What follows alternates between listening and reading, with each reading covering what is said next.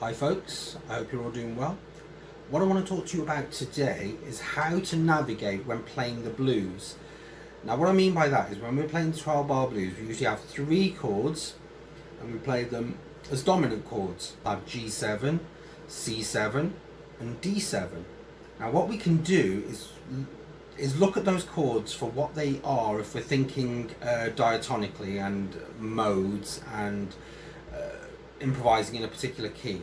So for example, G7, if we're playing a G7, that is going to be chord 5 and note 5 in the key of C major. So therefore, playing our modes, we will be playing a G Mixolydian scale on the first chord of the blues, G7. Now when we move to chord 2, we have C7.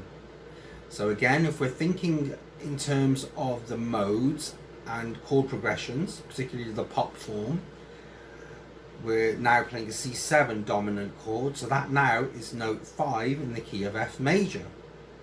Okay, so now chord 3 is D7, so we've done G7, C7 and D7, so we're playing the 5th chord in the key of G major.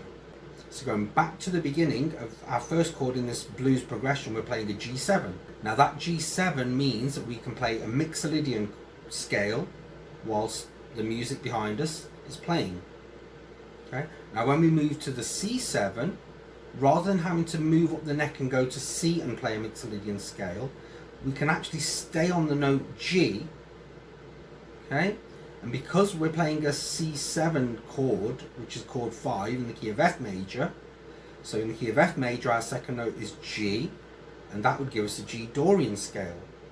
Now when we go to chord 3, which is D7, again we're thinking, so now we're in the key of G major.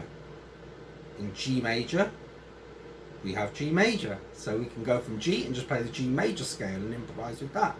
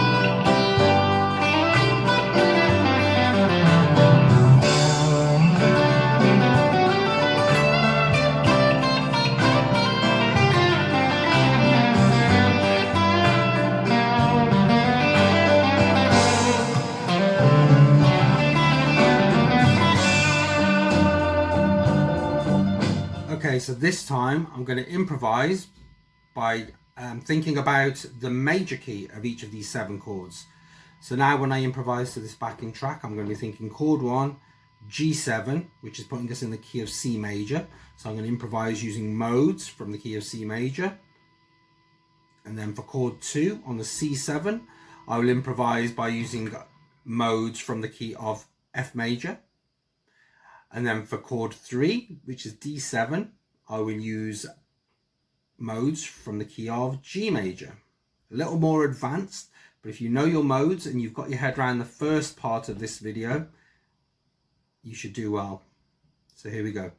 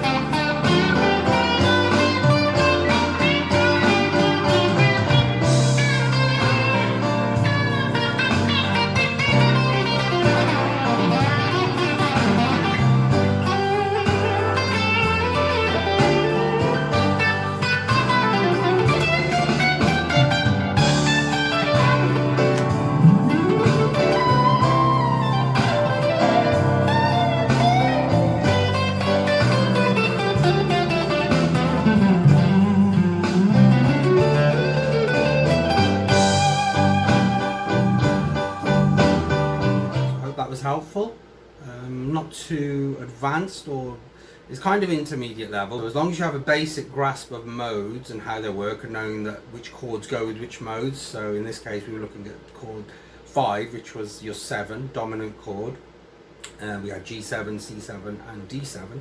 So we're changing keys obviously in each chord, with each chord. And in the last improvisation, you could see I was moving around the fretboard a bit more because I was thinking of the root of each of those, as we looked at earlier. So we knew that chord 1 was in the key of C major, we knew that chord 2 was in the key of F major, and chord 3 was in the key of G major. So please hit that like button and subscribe if you'd like me to do more of these videos, and I will see you on the next one. Goodbye.